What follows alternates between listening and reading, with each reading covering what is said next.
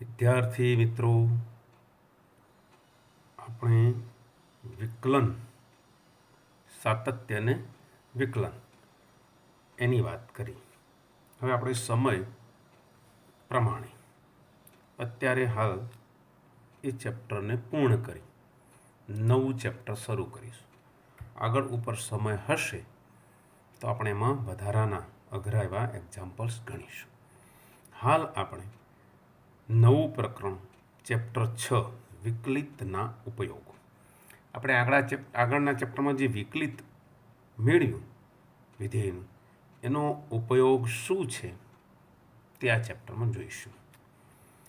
પહેલો ભાગ એમાં વિધેયના વધવા ઘટવા વિશે. હવે આપણે વિધેયના વધવા ઘટવાની વ્યાખ્યા તો 11મા ધોરણમાં જોયેલી જ છે.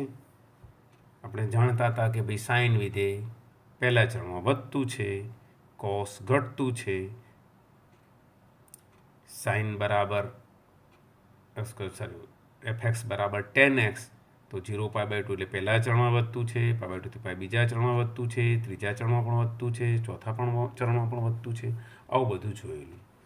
પણ આપણે એ વધવા ઘટવા વિશે વધારે ઊંડો અભ્યાસ આપણે હવે કરીશું અને એમાં વિકલનનો શું ઉપયોગ છે તે જોઈશું. તો પહેલાં આપણે વિધેયના વધવા ઘટવા વિશેની વ્યાખ્યા જોઈએ. જો તમારા પુસ્તકમાં આ વ્યાખ્યા આપી છે એ જ વ્યાખ્યા હું તમને અહીં સમજાવું છું.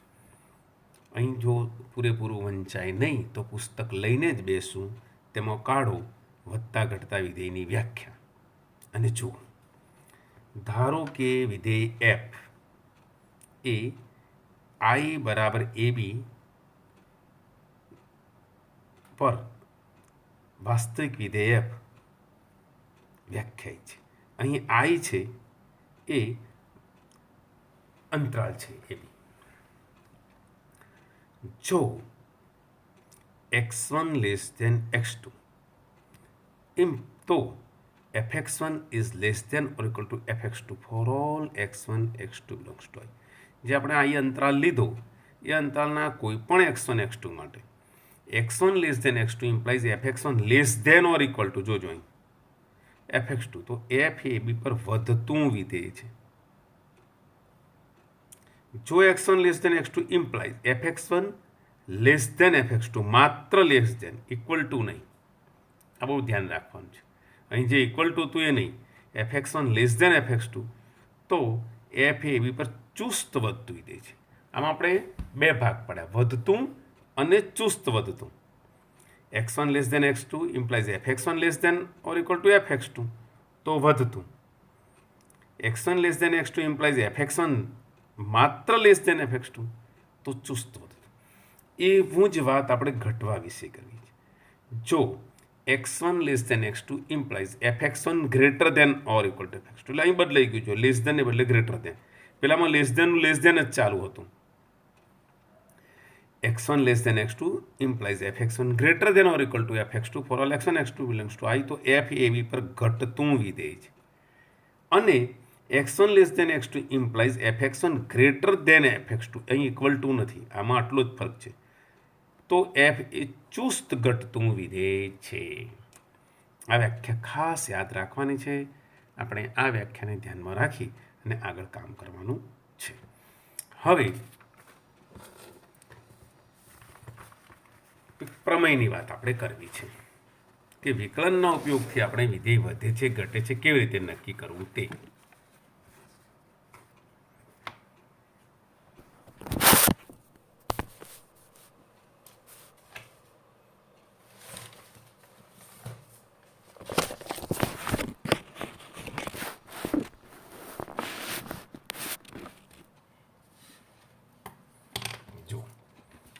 આ પ્રમેયની આપણે સાબિતી કોર્સમાં નથી, સ્વીકારી લેવાનું છે.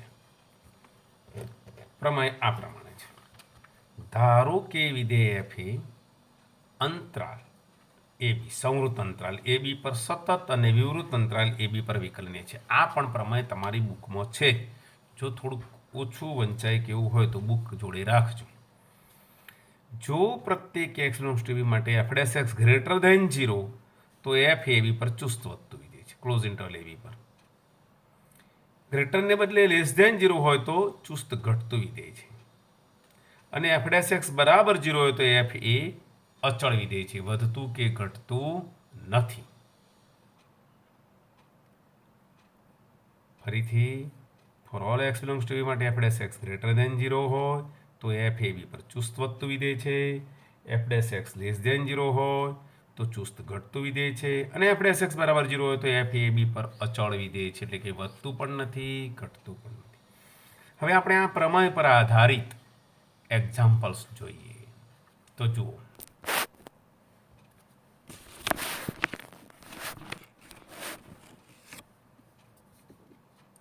પહેલા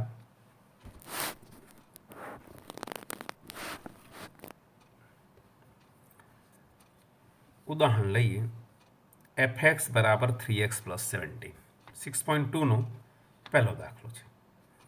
એ આર પર ચુસ્ત વધતું વિધેય છે એમ બતાવવું છે.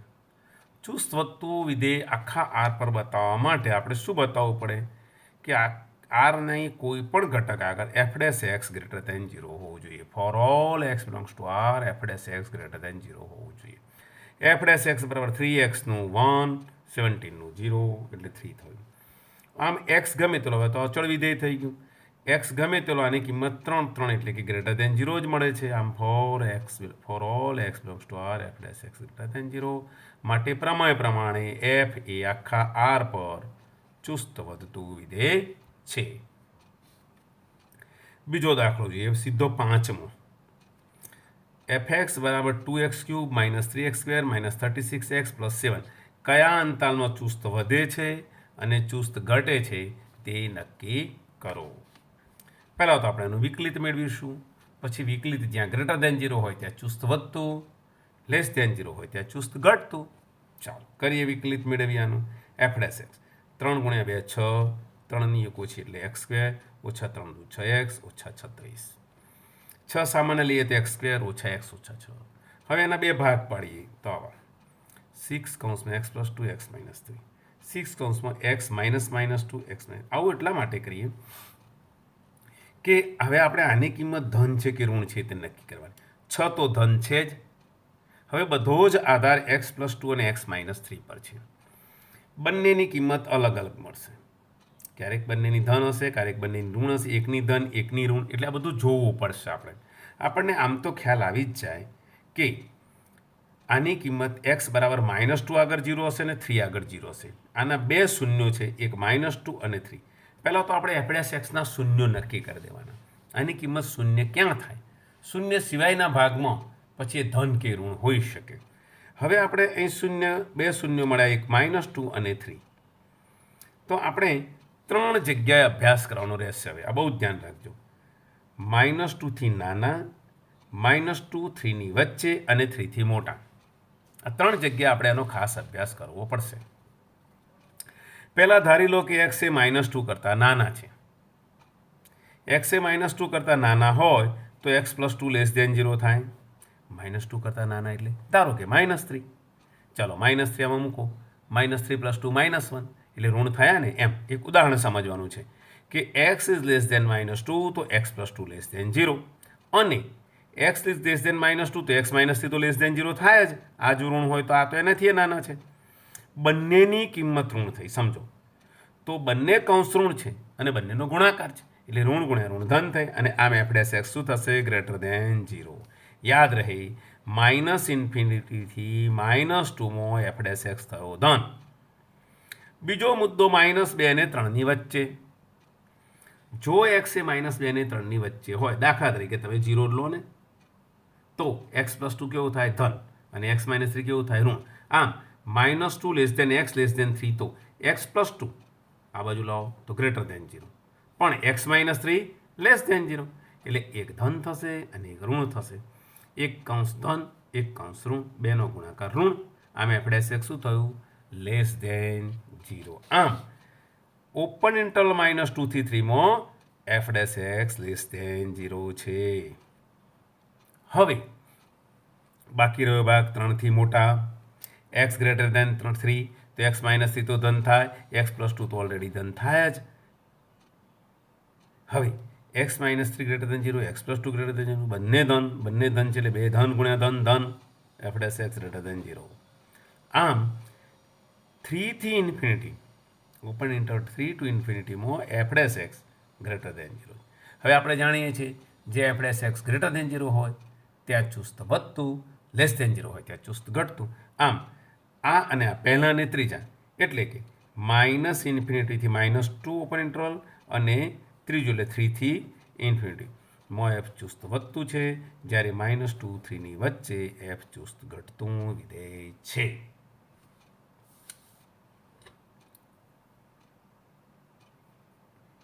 હવે જોઈએ આગળ વધારે દાખલો જોઈએ. ચાલો, એફ એક્સ બરાબર -2x³ -9x² -12x+1 કયા અંતરાલમાં ચુસ્ત વધે છે કે ઘટે છે તે આપણે નક્કી કરીએ. માઇનસ પહેલાં બહાર લઈ લઈએ. 2x³ 9x² 12x - 1 પ્લસ હતું એનું માઇનસ થયું, માઇનસ હતા બધા પ્લસ થઈ ગયા. એફ ડેશ એક્સ માઇનસ તો બાર રહેશે જ. 3 × 2 6x², 9 × 18x, 12xનું એકલી 1 1નું -1નું 0. આમ માઇનસ એફ ડેશ એક્સ થયો -6x² -6 કૌંસમાં x² + 3x + 2 -6 એના બે અવયવ આવવા પડે, x + 2 x + 1. વળી પાછું આની કિંમત ધન કે ઋણ આ બે ઉપર આધાર છે. તો પહેલાં એના શૂન્યો શોધી કાઢવાના. એક x બરાબર -2 આગળ એફ ડેશ એક્સ 0 અને x બરાબર -1 આગળ એફ ડેશ એક્સ 0 એટલે -2 અને -1 એના શૂન્યો છે. યાદ રહે દરેક વખત આપણે આ કામ તો કરીશું જ. પહેલાં એના શૂન્યો શોધીશું, શૂન્યો પછી જ આપણે એની ધન ઋણ કિંમત નક્કી કરી શકીશું. વળી આમાં પણ આપણે 3 ભાગ પાડીશું. આપણો પહેલો ભાગ રહેશે -ઇન્ફિનિટીથી -2 એટલે કે x એ -2 કરતાં નાનો હોય તો સીધી વાત છે x + 2 લેસ દેન 0. જો x + 2 લેસ દેન 0 તો x + 1 તો લેસ દેન 0 છે જ. આમ બંને ઋણ તો બંનેનો ગુણાકાર ધન, પણ પાછું આગળ એક માઇનસ છે. એમ જુઓ, આ ઋણ બેનો ગુણાકાર ધન, વળી આગળ એક માઇનસ એટલે ટોટલ કિંમત ઋણ રહી. આમ -ઇન્ફિનિટીથી -2માં F dash x less than 0 એટલે અહીં વિધેય ચુસ્ત ઘટતું થશે. તે જ રીતે -2 અને -1ની વચ્ચે આ ભાગ એવો છે કે જ્યાં બે જુદી જુદી વર્તણૂક કરશે. દરેક દાખલામાં ધ્યાન રાખો. x + 2ની વાત કરશો તો આ જુઓ, આ બે અહીંયા આવે તો x + 2 ગ્રેટર દેન 0 થશે, પણ x + 1ની વાત કરશો તો લેસ દેન 0 થશે. આમ જુદું વિચારીએ, -2 લેસ દેન x તો x આ બાજુ તો x + 2 less than 0, sorry x + 2 greater than 0 અને x લેસ દેન -1 તો x + 1 લેસ દેન 0. આ ગ્રેટર દેન 0 આમાં આવે એટલે 2 ગ્રેટર દેન 0 થઈ ગયું. x + 2 greater than 0, x + 1 less than 0. એક ધન છે, એક ઋણ છે. બેનો ગુણાકાર ઋણ થયો. આ બેનો ગુણાકાર ઋણ, આગળ એક ઋણ ચિહ્ન છે જ ઓલરેડી એટલે ટોટલ ધન થઈ ગયું F dash x greater than 0. આમ -2 -1ની વચ્ચે F dash x greater than 0 એટલે ત્યાં વિધેય ચુસ્ત વધતું છે. હવે -1થી આ બાજુ બધા જ -1 કરતાં મોટી સંખ્યાઓ x ઇઝ ગ્રેટર દેન -1 તો x + 1 ધન તો x + 2 તો ધન થાય જ. બંને ધન, બેનો ગુણાકાર ધન, પણ આગળ એક માઇનસ ચિહ્ન છે એટલે ટોટલ કિંમત ઋણ f dash x less than 0. આ ધન બેનો ગુણાકાર ધન, પણ આગળ ઋણ છે માટે ટોટલ કિંમત ઋણ f dash x less than 0. આમ -1થી ઇન્ફિનિટીમાં એફ ડેશ એક્સ ઘટતું વિધેય છે. ઓવરઓલ જોઈએ તો અહીં વધતું અને અહીં ઘટતું એટલે -ઇન્ફિનિટીથી -2 અને -1થી ઇન્ફિનિટી માટે એફ ચુસ્ત ઘટતું વિધેય છે, જ્યારે -2 -1ની વચ્ચે ઓપન ઇન્ટરવલ -2 -1નો એફ ચુસ્ત વધતું વિધેય છે. વળી એના કરતાં પણ સહેજ વધુ કઠિન મૂલ્યવાળો દાખલો જોઈએ. એફ એક્સ બરાબર x + 1નો ઘન × x - 3નો ઘન. એફ ડેશ એક્સ બે પદોનો ગુણાકાર અને પાછો ઘાત પણ છે. પહેલાં આપણે x - 3નો ઘન એમને એમ રાખ્યા અને આનો વિકલિત મેળવ્યું તો શું થશે? 3 × x + 1નો વર્ગ આ એમના. વત્તા હવે એક્સ પ્લસ વનનો ઘન એમના એમ લઈએ તો 3 ઇન્ટુ એક્સ માઇનસ થ્રીનો વર્ગ. એક્સ માઇનસ થ્રીનું વિકલન તો 1 થશે, લખતા નથી.